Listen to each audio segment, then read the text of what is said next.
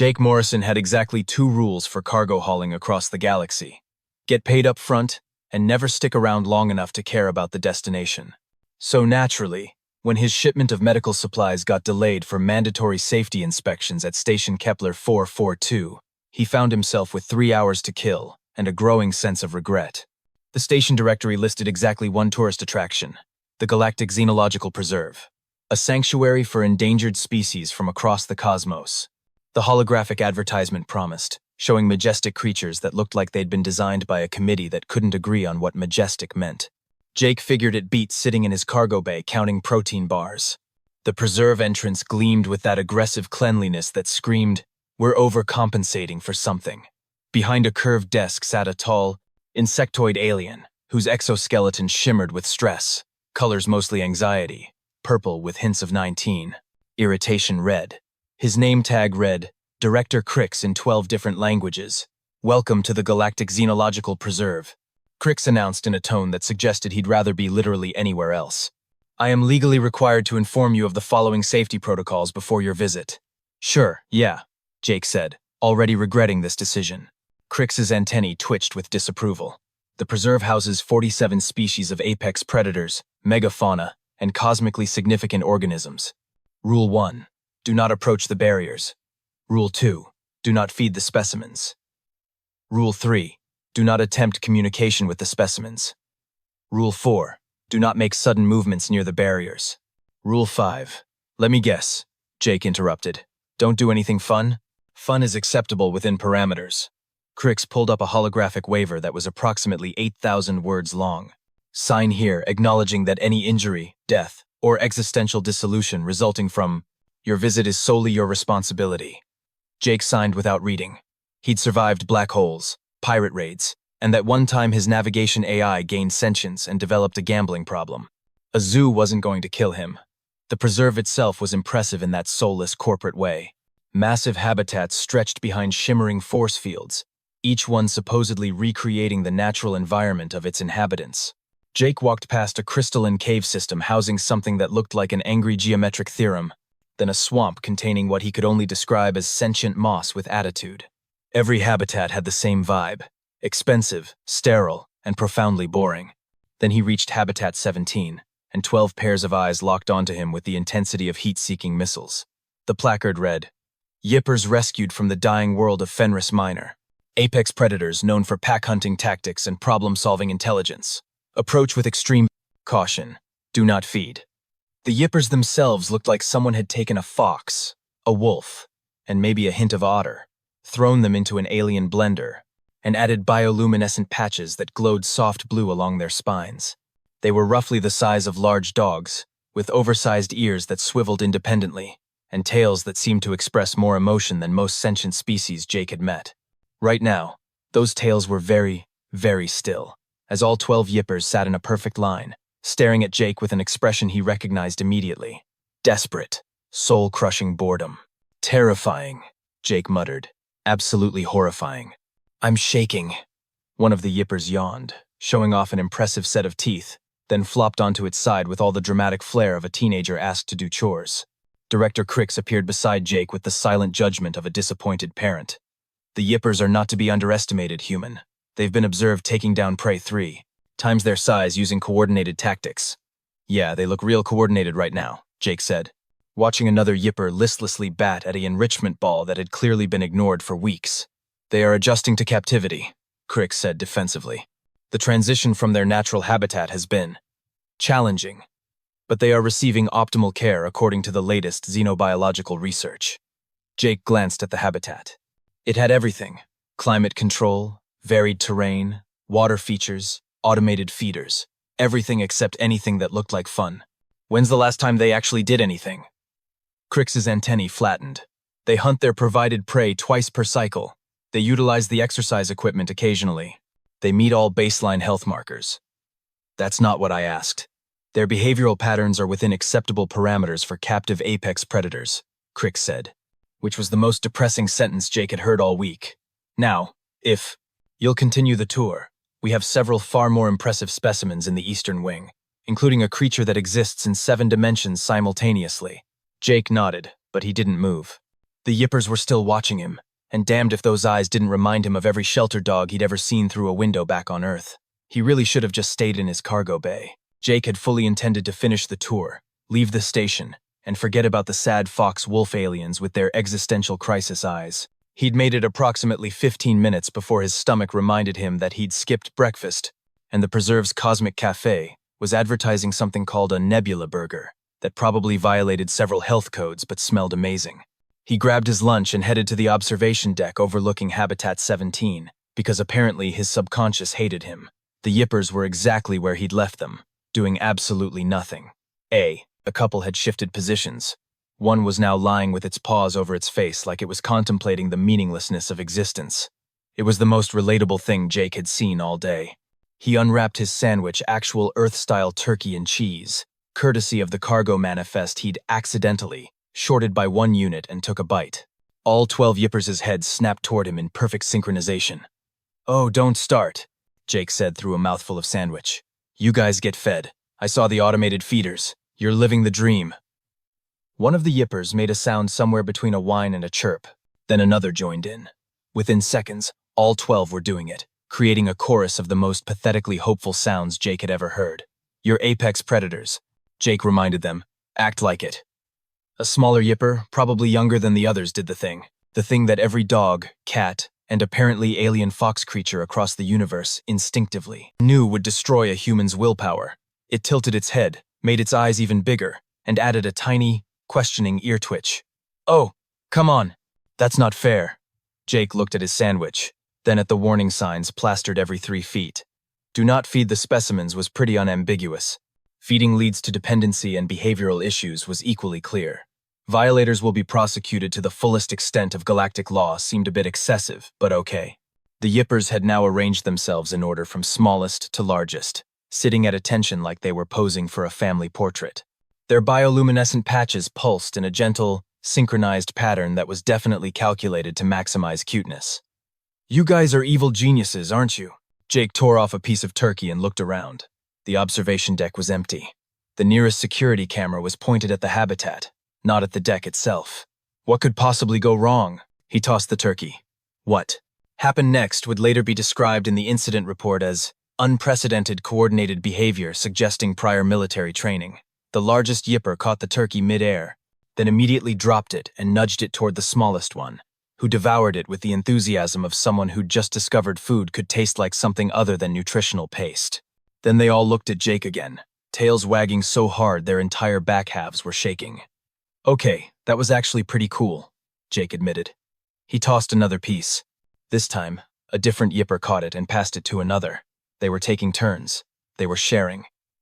These supposedly dangerous predators were demonstrating better manners than most humans Jake knew.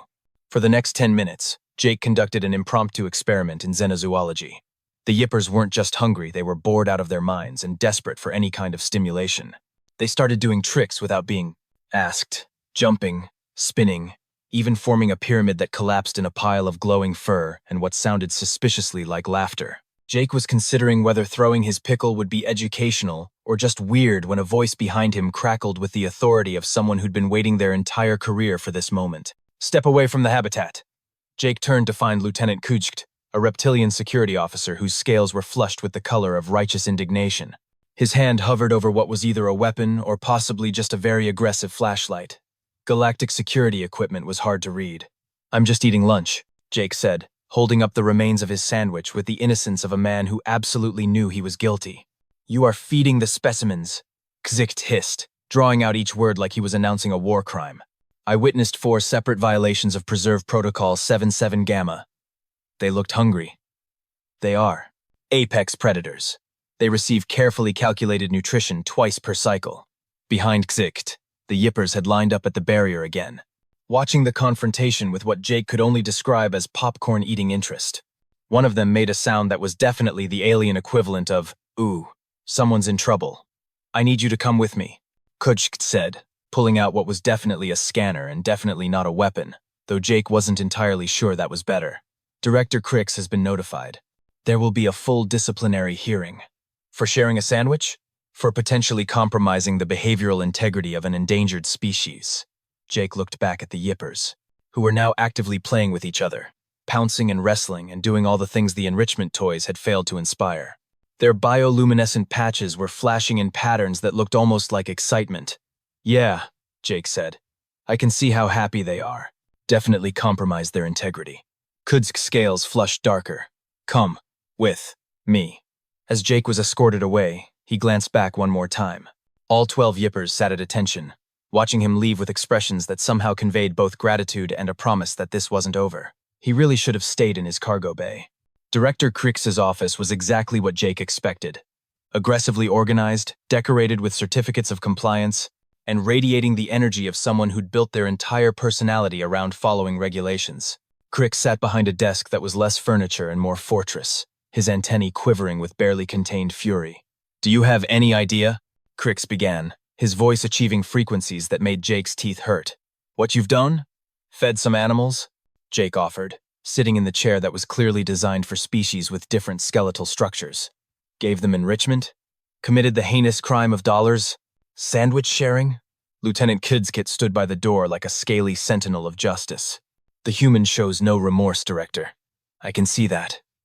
Crix pulled up a holographic display showing at least 40 different regulation codes, all of which were apparently highlighted in red. Preserve Protocol 77 Gamma, Paragraph 4. Subsection 9 clearly states, "No unauthorized feeding of specimens shall occur under any circumstances, with violators subject to fines ranging from 5,000 to 50,000 credits depending on severity." 50,000? Jake sat up straighter. For a sandwich? For compromising the behavioral baseline of critically endangered specimens. Crix's stress colors were now full panic orange. The yippers were rescued from Fenris Minor at enormous expense. They've been in our care for 4 months. We have strict protocols for their adjustment to captivity. And you tourists have potentially undone months of careful behavioral conditioning.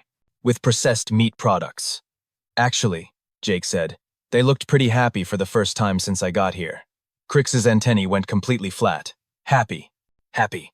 Mr. Morrison, we don't measure success in happy. We measure it in behavioral compliance, health metrics, and reproductive viability. Have they been reproducing? That's not, Crix sputtered. That's beside the point. Have they been doing anything except lying around looking depressed? Lieutenant Gzik stepped forward. The specimen's emotional states are not relevant to, pull up the surveillance footage, Jake interrupted, from the last 10 minutes. Show me what happened after I fed them. Crix's expression suggested he'd rather do literally anything else, but he pulled up the recording anyway. The holographic display showed Jake tossing food, and then the yippers came alive. They weren't just eating, they were playing, coordinating, communicating with each other using body language and those bioluminescent patterns. They formed complex social structures in real time, establishing a hierarchy, sharing resources, even what looked like teaching younger pack members specific tricks. One of them solved a puzzle box that had been sitting ignored in the habitat for weeks, apparently just to show off. The timestamp showed this behavior continued for 23 minutes after Jake left. The office went very quiet. They've never done that before, Gzik said slowly, his scales fading from angry red to confused yellow. Irrelevant, Crix snapped, but his antennae were doing something uncertain. The protocol violation stands. Mr. Morrison, you are hereby banned from the Galactic Xenological Preserve, effective immediately. You will also be assessed a fine of, he consulted his regulations, 15,000 credits for moderate severity behavioral compromise. Moderate? Jake gestured at the still-playing footage, where the yippers had organized themselves into teams for what appeared to be a competitive game involving the enrichment ball they'd ignored for months. They're thriving. They're displaying unpredictable behavior, Crix corrected. Which is precisely why we have feeding protocols. Today it's coordinated play. Tomorrow it could be coordinated aggression. We cannot have specimens forming attachment behaviors to random visitors. Why not? Because, Crix stopped, his antennae twitching in different directions like they couldn't agree on an emotion. Because that's not how preserves work. We provide optimal care within structured parameters. We don't let cargo haulers with sandwiches redesign 4 months of carefully planned behavioral management. Jake watched the footage loop back to the beginning, showing the yippers' transformation from listless captives to engaged, active animals. Your careful plan was making them miserable. They were adjusting. They were dying inside. Your credentials in xenozoology are, Crix asked with acid politeness.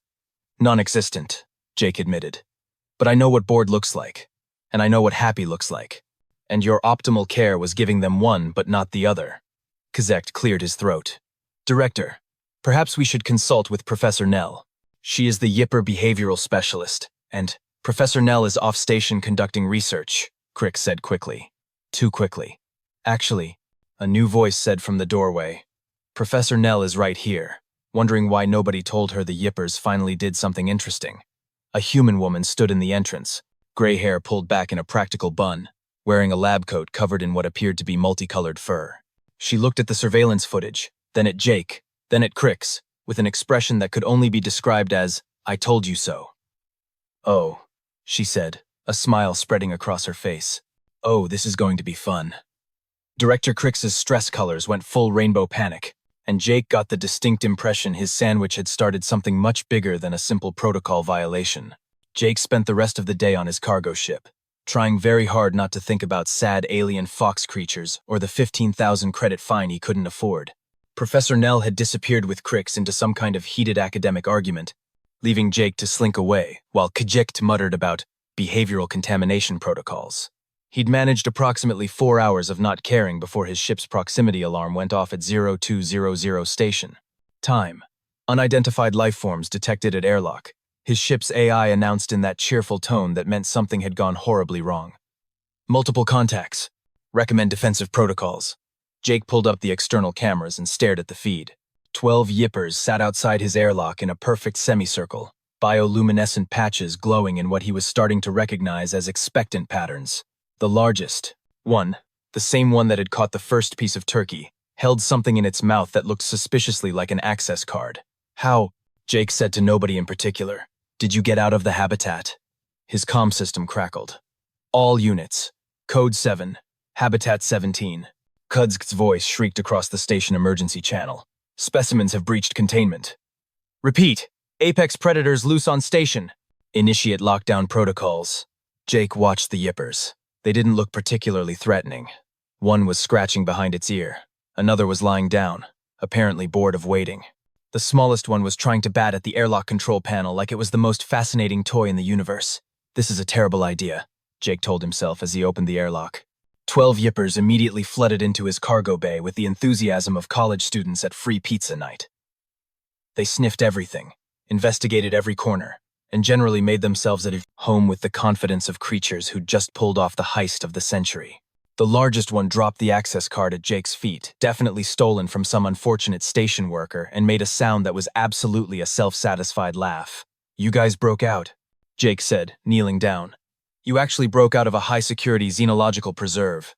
The largest Yipper tilted its head as if to say, "Obviously. It wasn't even hard. And you tracked me down, across an entire station." Another head tilt. "You smell like turkey." "We're very motivated." Jake's comm exploded with chatter. Security teams were scrambling. Director Crix was having what sounded like a complete breakdown.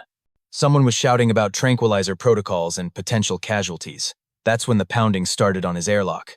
"Open up," Kzig demanded. "We have the ship surrounded. The specimens are dangerous. We need to—" Jake opened the airlock. Lieutenant Kzig stood at the head of a 6-member security team, all armed with weapons that probably violated several conventions. He was clearly prepared for a hostage situation, a violent confrontation, or possibly both. Instead, he found Jake sitting on a cargo crate while 12 Yippers arranged themselves in a complex pattern that looked suspiciously like they were trying to spell something with their glowing patches. One of them had found a cargo strap and was playing tug-of-war with another. The smallest one had fallen asleep on Jake's boot. "What?" Kijik said slowly, his weapon lowering in confusion. "Is happening here?" "We're hanging out," Jake said. "They wanted to hang out. They're apex predators. They're bored. Apex predators who apparently have excellent problem-solving skills and a talent for defeating security. Systems." Jake gestured at the Yipper, still playing with the cargo strap. "How did they get out, anyway?" Kudsk's scales flushed embarrassed purple. They worked together. One created a distraction while others disabled the force field generator. Then they bypassed 3 separate security checkpoints by— He paused, checking his datapad, by being cued at station personnel who opened doors for them. "Several staff members are being written up for gross negligence. So they used teamwork and social engineering," Jake said. "Sounds pretty intelligent to me. They're supposed to be in containment." The largest Yipper walked up to Kidskit, sat down, and offered a paw. Kidsket stared at it. What is it doing? I think it wants to shake hands. Or paws. Whatever. This is not protocol. Just shake its paw before it gets offended. Kzikt, looking like a man whose entire worldview was crumbling, reached out and gently touched the yipper's paw. The creature's bioluminescent patches flashed in what was definitely a pleased pattern. Then it trotted back to join its pack. Director Crix is on his way, Kzikt said weakly. With Professor Nell, they want to assess the situation. The situation being that 12 endangered aliens broke out of your preserve and decided I'm worth following? That is a very simplified version of the complex security failure that occurred, Kzikt said, but his heart wasn't in it anymore. He was watching one of the yippers demonstrate a trick where it jumped over another yipper's back, and despite his best efforts, his scales were shifting to interested green. They're just animals who wanted better company, Jake said. They're endangered specimens worth millions of credits. They're pack animals who apparently choose their own family. Jake scratched behind the nearest yipper's ear, earning a pleased trill. And somehow, they chose me. The sound of rapidly approaching footsteps announced Director Crix's arrival, with Professor Nell close behind. Crix looked like he'd aged 10 years in 6 hours. Professor Nell looked like all her birthdays had come at once. Oh, she breathed, pulling out a scanner and immediately starting to take readings. Oh, this is remarkable. This is a disaster, Crix corrected. Director, Professor Nell said without looking up from her scanner. Shut up and let me work. Jake had the distinct impression that his sandwich-sharing adventure was about to get a lot more complicated.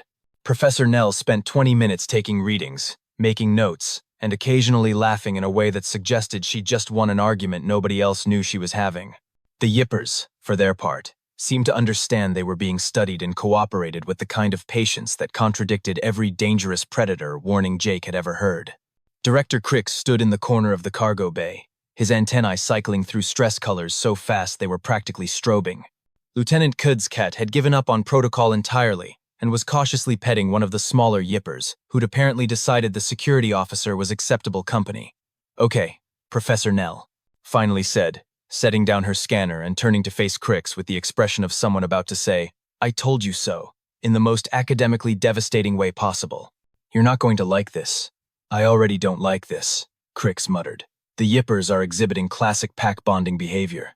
Specifically, they've imprinted on Mr. Morrison as what their species calls a hunt leader. She pulled up holographic data that meant nothing to Jake but made Crix's antennae droop. In the wild, yippers don't just form packs with their own species. They're coalition hunters who actively seek out and bond with other predators, usually larger, slower species, who can provide different hunting advantages.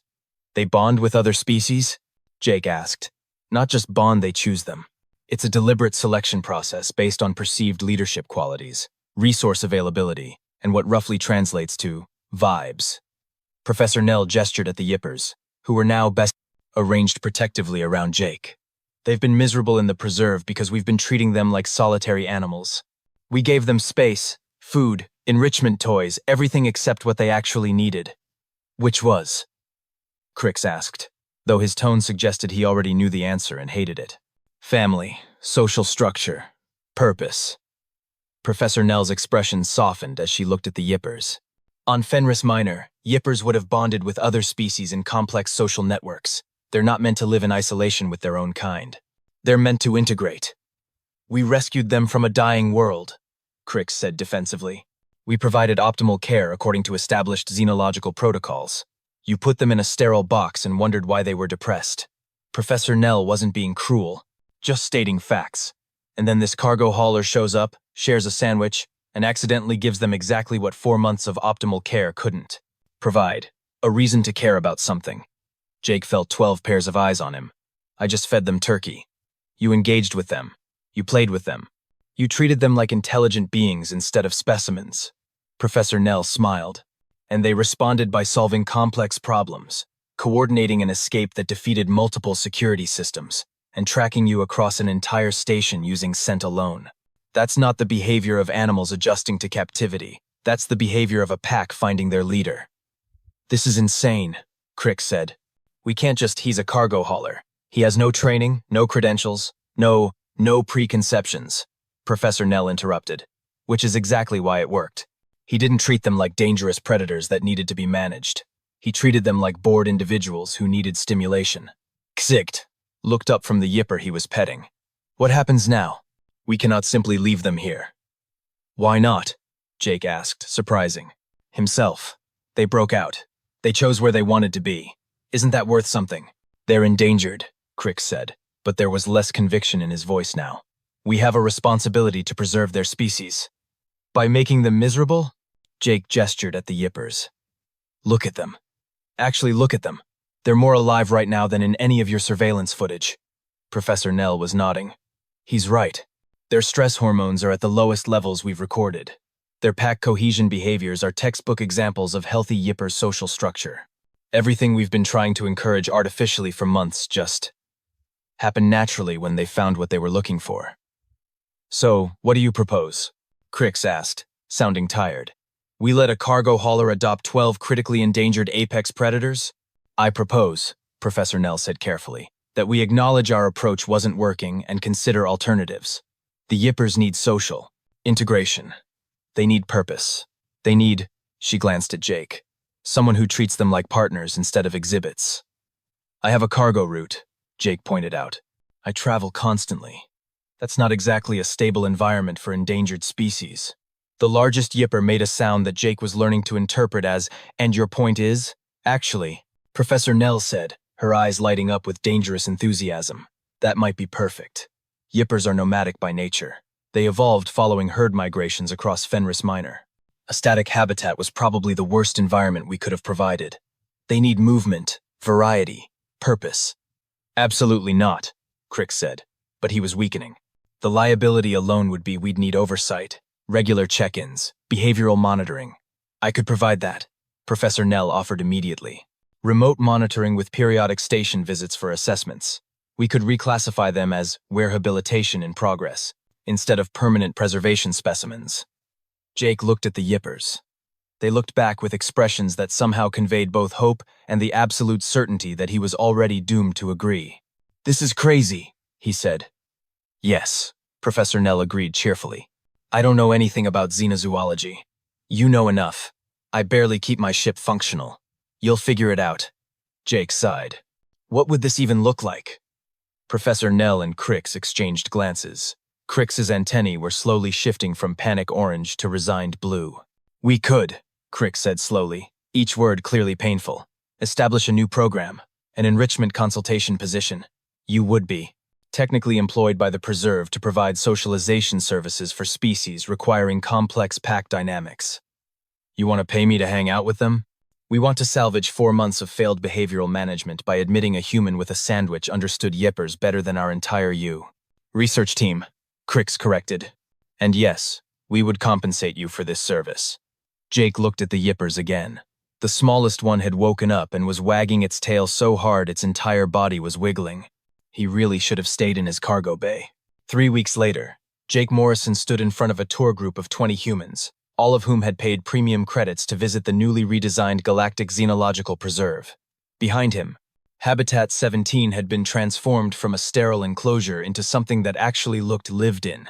Climbing structures that showed wear, toys that had been enthusiastically destroyed and replaced, and 12 yippers who were currently demonstrating advanced problem-solving by working together to open a puzzle feeder. So these are apex predators, Jake said, gesturing as Captain Whiskers, the largest yipper and unofficial pack leader, successfully triggered the feeder mechanism. Terrifying, as you can see. The tour group laughed. One tourist raised a hand. Are they really as dangerous as the old warnings suggested? Oh, absolutely. Admiral Fluffington over there once stole my lunch and refused to give it back for 45 minutes. Traumatic experience. Jake pointed at the smallest yipper, who was currently trying to fit its entire head into an enrichment ball. And that's Sergeant Biscuit. His special talent is falling asleep in inconvenient locations and judging your life choices. More laughter. From his position near the habitat entrance, Director Crix watched with an expression that suggested he was still processing how his orderly preserve had become this. His antennae had settled into resignation gray, which Professor Nell assured Jake was actually an improvement. The important thing to understand about yippers, Jake continued, falling into the rhythm he'd developed over dozens of these tours, is that they're not meant to be isolated. They're coalition species. In the wild, they'd bond with multiple other predator types, forming complex social networks.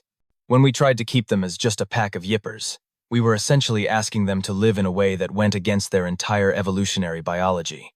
One of the yippers, Commodore Snuggles, because Jake had committed to the bit, trotted over to the barrier and performed a trick that Professor Nell had insisted was unprecedented behavioral enrichment response. Jake tossed it a treat, which it immediately shared with 2 packmates. The breakthrough came when we realized they needed purpose beyond just existing in captivity. Now they participate in their own enrichment design. They have regular socialization with other species in controlled settings. And, Jake grinned, they occasionally break out just to prove they still can. Keep security on their toes. Lieutenant Kijekt, who was also part of the tour route now, bristled slightly but didn't deny it.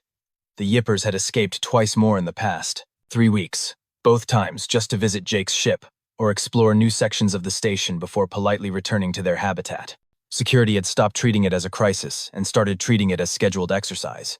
Are they going to stay here permanently? Another tourist asked. That's the interesting part, Jake said. We're developing a rotating habitat program. They'll spend time here at the preserve, but they'll also travel with me on certain cargo routes, experiencing different environments and meeting other species. It mimics their natural nomadic patterns. From the back of the group, Professor Nell beamed with pride. She'd been advocating for mobile enrichment programs for years, and the yippers had become her proof of concept. 3 other preserves had already contacted her about similar programs for their struggling specimens. The tour continued through the redesigned sections of the preserve. Every habitat now included information about not just the species, biology, but their psychological and social needs. Several other exhibits had been revamped after Jake's casual observations proved embarrassingly accurate. Turns out, cargo haulers who spent their lives reading people and situations to avoid trouble were pretty good at reading when something wasn't right. As the tour group moved on, Jake hung back near Habitat 17. Captain Whiskers approached the barrier and sat down, its bioluminescent patches pulsing in what Jake had learned was contentment. You guys doing okay? Jake asked. The yipper made a sound that roughly translated to, obviously, but we're breaking out again tomorrow, just so you know. Director Crix approached, his antennae doing something that might have been respect. The board approved the expanded enrichment program. You'll be consulting on 5 additional species starting next month. They're pleased with the results. Pleased that I proved your entire approach was wrong. Pleased that we're actually helping, instead of just warehousing. Crix's voice was softer than Jake had ever heard it. Professor Nell was right. I was so focused on protocols that I forgot these are living beings, not just specimens to be preserved. Your chaos was exactly what we needed. Jake watched as Sergeant Biscuit successfully extracted Admiral Fluffington from the enrichment ball they'd both gotten stuck in. I just shared a sandwich. You treated them like people. That made all the difference. Crix turned to leave, then paused. The fine has been waived, by the way, and your enrichment consulting contract pays significantly better than cargo hauling. I'm keeping the cargo route. I assumed you would. The yippers seem to prefer variety anyway. Crix's antennae shifted to something almost like amusement. Try not to adopt any more endangered species without consulting me first. No promises. As Crix walked away, Jake pulled out the sandwich he'd been saving turkey and cheese. Naturally. He tore off a black piece and tossed it through the barrier's feeding port. All 12 yippers immediately formed their sharing circle, passing the treat according to the complex hierarchy they'd established. Professor Nell appeared beside him. You know you've fundamentally changed xenological care practices across 3 sectors, right? They're calling it the Morrison method. Please tell me you're joking. Completely serious. There's going to be a paper, possibly several papers. You're accidentally famous in academic circles. Jake watched Captain Whiskers organize the pack into what looked like a game involving all the enrichment equipment at once. I just wanted them to be happy. That's exactly why it worked. Professor Nell smiled. Turns out the most complicated species in the galaxy needed the simplest solution. Someone who actually cared. From inside the habitat, all 12 yippers lined up and performed a synchronized trick. They'd invented themselves a combination jump and spin that made no variant. The watching tourists gasp and applaud. Their bioluminescent patches flashed in patterns that looked suspiciously like pride. Jake had to admit, as ridiculous as the names were, as chaotic as the situation had become, and as much as he'd accidentally revolutionized an entire field, he knew nothing about seeing those 12 former sad, bored creatures now thriving and ridiculous and absolutely full of personality. Worth every credit of that waived fine. Captain Whiskers caught his eye and did the head tilt thing that meant, same time tomorrow? Yeah, Jake said. Same time tomorrow. He really should have stayed in his cargo bay, but he was glad he hadn't.